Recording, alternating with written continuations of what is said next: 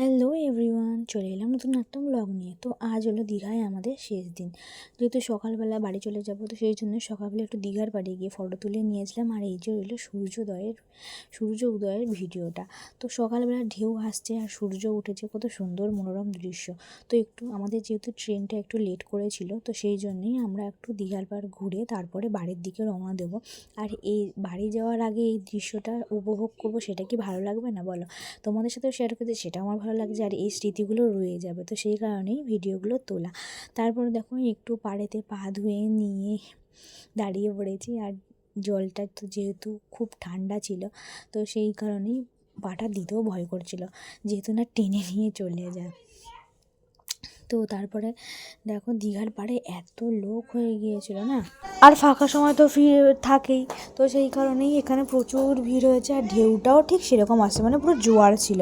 আর সেই সময়টা আমরা নামে একটু স্নান করে নিয়েছি, তো সেইটার ফটোও তোমাদের সাথে শেয়ার করবো, দাঁড়াও দেখাচ্ছি। তো দেখতে থাকো ভিড়টা কেমন। তারপরে দেখো আমরা যে ফটোটা তুললাম সেটাকে বাঁধিয়ে রেখেছি ঘরেতে।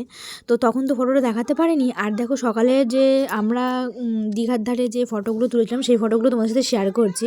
তারপরে তো বাড়িতে এসে মনটা খারাপ, মানে ঘরেতে এসে তারপরে দেখো আমরা রেডি সেডি হয়ে গেছি। এবার যাবো, ট্রেনের তো সময় হয়ে এসছে। আর মামুনি এখানে গল্প করছে, ওখানে মা ভাই দুজন সবাই রেডি, আর মাও রেডি হয়ে গেছে। এবার দিদি রেডি হলেই আমরা বেরিয়ে পড়বো। তারপর তো স্টেশন চত্বরে একদম এসে দাঁড়িয়ে পড়েছি। একদম দাঁড়িয়ে এসে পুরো ফাঁকা, দেখো ট্রেন এখনও আসেনি, মানে আমরা আগে গিয়ে পৌঁছে গেছি, এবার ভিড় হবে। এই যে হলো দীঘা স্টেশন। তো বাড়ি যাচ্ছি, মনটা তো একটু খারাপ, তো সেটা স্মৃতিতে সঙ্গে করে নিয়ে যাবো, সেই জন্যই একটু ভিডিও শ্যুট করে নিয়েছি।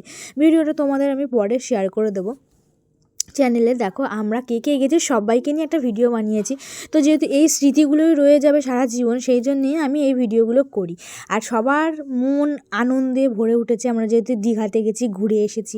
তো আবার চেষ্টা করবো আবার সবাই একসাথে ঘুরতে যাওয়ার আর ভালো থাকার। তো তোমরাও একটু আশীর্বাদ করো, কেমন?